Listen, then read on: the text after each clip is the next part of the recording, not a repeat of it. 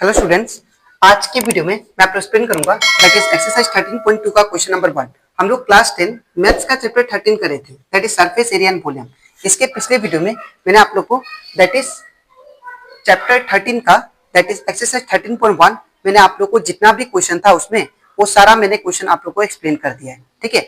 और इसी के साथ साथ अभी तक मैंने क्लास 10 मैथ्स का chapter revision chapter 1, chapter 2, chapter 4, chapter 5 and chapter 6 and chapter that is 12 and chapter that is 11 मैंने आप लोग को ये सभी चैप्टर मैंने आप लोग को एक्सप्लेन कर दिया है, ठीक है। तो अगर आपको ये सभी चैप्टर का हर एक क्वेश्चन अगर आपको अच्छे से सीखना है तो आप लोग उसको मेरे YouTube चैनल में जाके इसको देख सकते हो, ठीक है। मैंने हर एक चैप्टर का प्लेलिस्ट बना के उसको अपलोड कर दिया है, ठीक है। तो स्टार्ट करता था क्लास। यहाँ पे हम लोग को एक्सरसाइज 13.2 का क्वेश्चन नंबर 1 में दिया गया है a solid is in the shape of a cone. एक सॉलिड है जो कि कोन के फॉर्म में है, ठीक है, स्टैंडिंग ऑन ए हेमिस्फीयर। और वो जो कोन है वो हेमिस्फीयर के ऊपर रखा गया है, ठीक है, with both their radius being equal to 1 centimetre.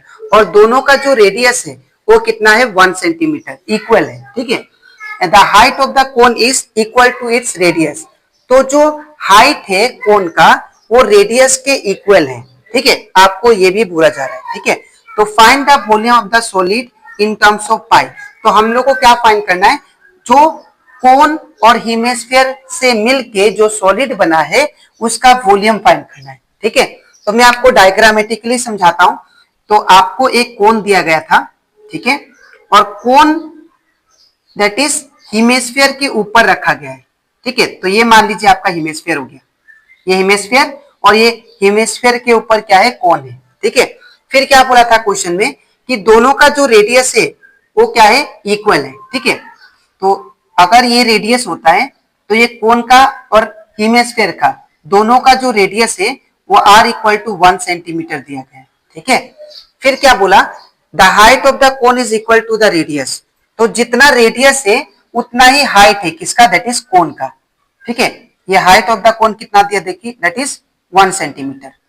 तो मैंने आप लोगों को पहले भी एक्सप्लेन किया था कि अगर रेडियस 1 सेंटीमीटर है दैट इज हेमिस्फीयर का, तो हाइट भी कितना होता है 1 centimetre, because radius that is hemisphere का जो रेडियस होता है वो इक्वल होता है हाइट ऑफ हेमिस्फीयर के, ठीक है। तो जितना रेडियस होगा हेमिस्फीयर का उतना ही क्या होगा, हाइट भी होगा हमारा दैट इज हेमिस्फीयर का, ठीक है। तो इसका भी हाइट कितना होगा 1 सेंटीमीटर, ठीक है। तो जो गिवन है उसको हम लोग लिख लेते हैं। तो यहाँ पे क्या क्या गिवन है, that is given radius of hemisphere। तो ये कितना दिया, that is radius r equal to 1 centimetre, ठीक है। फिर radius of that is cone. तो कोन का रेडियस कितना दिया, दैट इज 1 सेंटीमीटर, ठीक है। उसके बाद हाइट ऑफ हेमिस्फीयर। तो हाइट कितना दिया हेमिस्फीयर का, that is h equal to 1 centimetre. अब हेमिस्फीयर का रेडियस को मैं r पकड़ता हूं और कोन का रेडियस को मैं r डैश रिप्रेजेंट करता हूं, ठीक है। और हाइट ऑफ हेमिस्फीयर को मैं h रिप्रेजेंट करता हूं और हाइट ऑफ कोन को मैं h डैश से रिप्रेजेंट करूंगा, ठीक है। Height of cone that is h dash equal to 1 centimetre, ठीक है। तो अब सभी 1 सेंटीमीटर दिया है, तो अब हम लोग फाइंड करते हैं वॉल्यूम, ठीक है। वॉल्यूम ऑफ ये टोटल सॉलिड, ठीक है, वॉल्यूम ऑफ द सॉलिड। ये वॉल्यूम ऑफ द सॉलिड कैसा है का ध्यान से देखिए।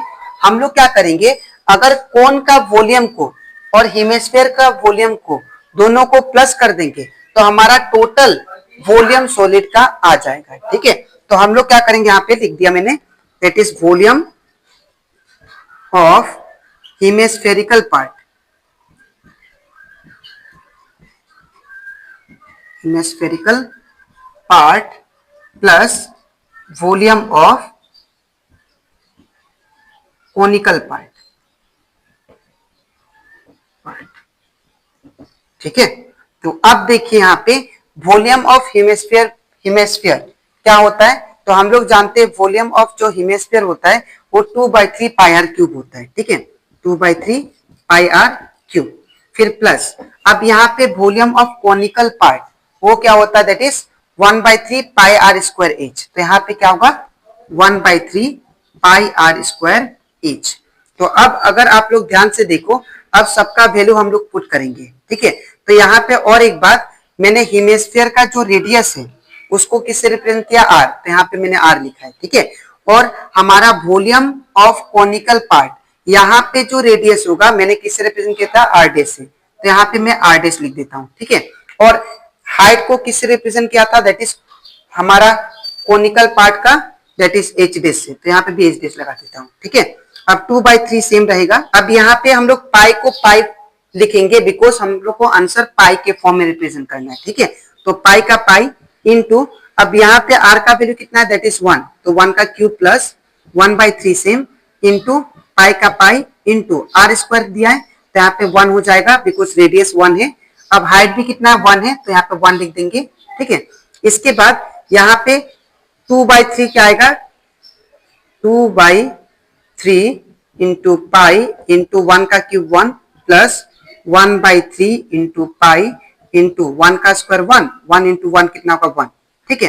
अब क्या करेंगे हम लोग, इन दोनों में से, ये दोनों पार्ट में से मैं 1/3 पाई को कॉमन लूंगा बिकॉज यहाँ पे देखिए 1/3 पाई और यहाँ पे भी 1/3 पाई कॉमन है, तो इसको बाहर निकाल लेता हूं।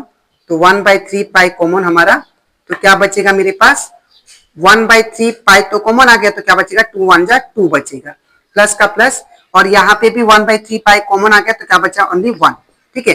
इसके बाद मैं यहाँ पे करता हूं, आप लोग लिख लीजिएगा, ठीक है।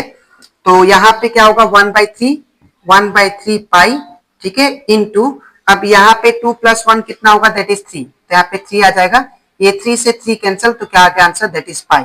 और यहाँ पे यूनिट, हम लोग यूनिट कौन सा यूज करेंगे, तो यहाँ पे देखिए सेंटीमीटर है, तो यहाँ पे सेंटीमीटर होगा, और यहाँ पे सिंस ये वॉल्यूम निकाल रहे हैं तो इसलिए यहाँ पे क्यूब होगा, तो पाई सेंटीमीटर क्यूब, ये आपका आंसर आ गया, ठीक है।